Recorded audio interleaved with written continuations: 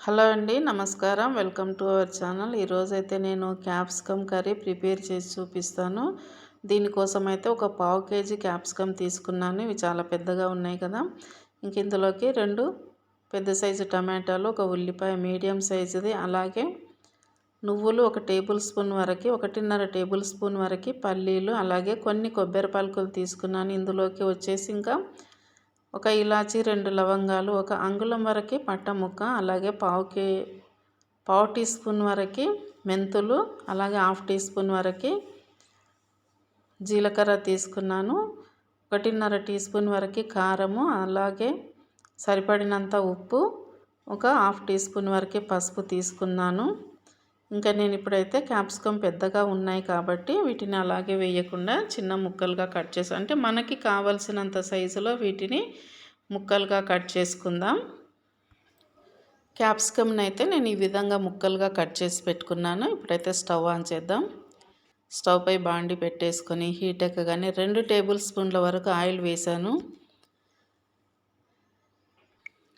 ఇది వేడెక్కేంతలోపు దీంట్లోకి అయితే ఒక లవంగం, అలాగే ఒక ఇలాచి, 1 అంగుళం పట్ట ముక్క, ఇంకా చిటికెడు మెంతులు, ఒక హాఫ్ టీ స్పూన్ వరకు జీలకర్ర, ఇవన్నీ కూడా ఇందులో వేసుకొని ఒకసారి ఇలా కలిపేసుకొని ఒక మీడియం సైజు ఉల్లిపాయ చిన్న ముక్కలుగా కట్ చేసి ఇందులో వేసుకుందాం.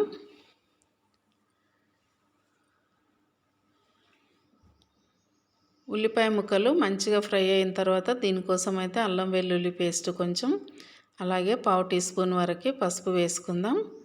ఇవి 2 అల్లం వెల్లుల్లి పేస్ట్, పసుపు వేసిన తర్వాత అల్లం పచ్చివాసన పోయేంత వరకు కూడా కలుపుకుందాం.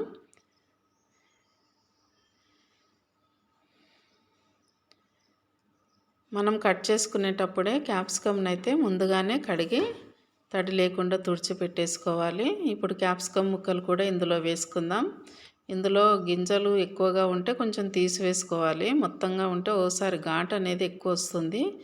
ఈ ముక్కలు వేసిన తర్వాత ఒకసారి బాగా ఇలా కలిపేసుకొని ఒక 2-3 నిమిషాలు మంటను లో ఫ్లేమ్లో పెట్టుకుందాం. అంతలోపు మసాలా కోసం అయితే ఇంకా నువ్వులు, పల్లీలు తీసుకున్నాం కదా, అలాగే కొబ్బరి, ఈ 3 కూడా మంచిగా పౌడర్ చేసి పెట్టేసుకుందాం. నేనైతే వీటిని వేపలేదు, పచ్చివే పౌడర్ చేసుకుందాం. ఇలా పౌడర్ చేసుకున్న వాటిని పక్కకు పెట్టేసుకొని ఇవి కొంచెం ముక్కలు ఇందులో మగ్గిపోగానే ఈ పౌడర్ని ఇందులో వేసుకోవాలి. అంతలోపు 2 టమాటా ముక్కలు కూడా కట్ చేసి పెట్టుకున్నాను ముక్కలుగా. ఇందులోకి ఇంకా చింతపండు అయితే నేను యూజ్ చేయలేదు.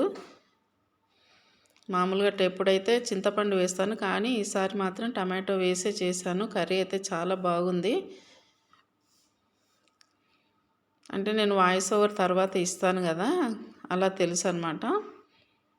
ఇప్పుడు ఇందులోకి పొడి వేసుకుందాం. ఇది పచ్చిది కాబట్టి ఇది కొంచెం ఆయిల్లో మగ్గితే గనక బాగుంటుంది. పచ్చి పల్లీలు, పచ్చి నువ్వులే మిక్సీ పట్టిన కదా, ఫ్రై చేయకుండా. కాబట్టి ఇది ఆయిల్లో వేసిన తర్వాత ఒకసారి కలిపేసుకొని 1 నిమిషం పాటు అటు ఇటు కలుపుకోవాలి. ఆయిల్లో ఈ పౌడర్ కూడా మంచిగా ఫ్రై అవుతుంది కదా. ఇంకా ఇందులోకి అయితే టమాటా ముక్కలు కూడా వేసుకుందాం.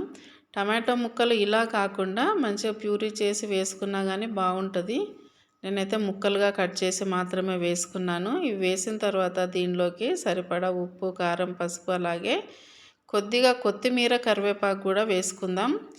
కొత్తిమీర అనేది ఆరోగ్యానికి మంచిది, మంచి స్మెల్ కూడా ఉంటుంది కదా. ఇవి వేసిన తర్వాత ఇప్పుడు ఉప్పు, కారం, పసుపు కూడా వేసుకుందాం.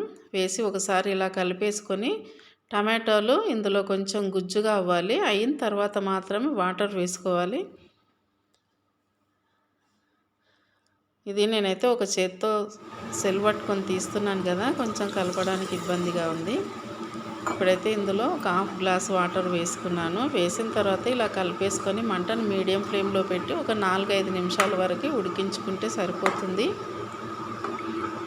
ఇది మొత్తం బాగా ఉడికిన తర్వాత ఇందులోకి 1 స్పూన్ వరకు ధనియాల పొడి వేసుకుంటే ఇంకా టేస్ట్ అయితే సూపర్ టేస్ట్గా ఉంటుంది. రైస్లోకైనా సరే, చపాతీ, జొన్న రొట్టె, ఎందులోకైనా ఈ కర్రీ అనేది చాలా బాగుంటుంది.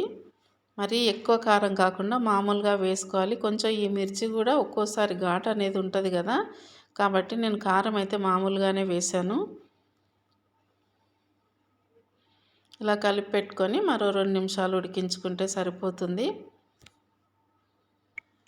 మామూలుగా క్యాప్సికమ్ చిన్న చిన్నగా ఉంటే గనక అలాగే మనం మసాలా వంకాయ ఎలా ప్రిపేర్ చేసుకుంటాం అలా చేసుకుంటే చాలా బాగుంటుంది. కాకపోతే నాకు పావు కేజీకి 3 వచ్చినాయి. పెద్దగా ఉన్నాయి కాబట్టి నేను ముక్కలుగా కట్ చేశాను. ముక్కలైతే తొందరగా ఉడికిపోతుంది కూడా. నచ్చితే మీరు కూడా ఒకసారి ట్రై చేయండి. ఒక లైక్ ఇవ్వండి, షేర్ చేయండి, కమెంట్ రాయండి. మన ఛానల్ని అయితే సబ్స్క్రైబ్ చేసుకోండి. ఇలా చివరగా కొంచెం ధనియాల పొడి వేసి కలిపేసుకొని ఇంకా స్టవ్ ఆఫ్ చేసుకొని సర్వ్ చేసుకోవడమే ఆలస్యం. టేస్ట్ అయితే చాలా బాగా వచ్చింది. ఒకసారి ట్రై చేసి చూడండి. Thank you.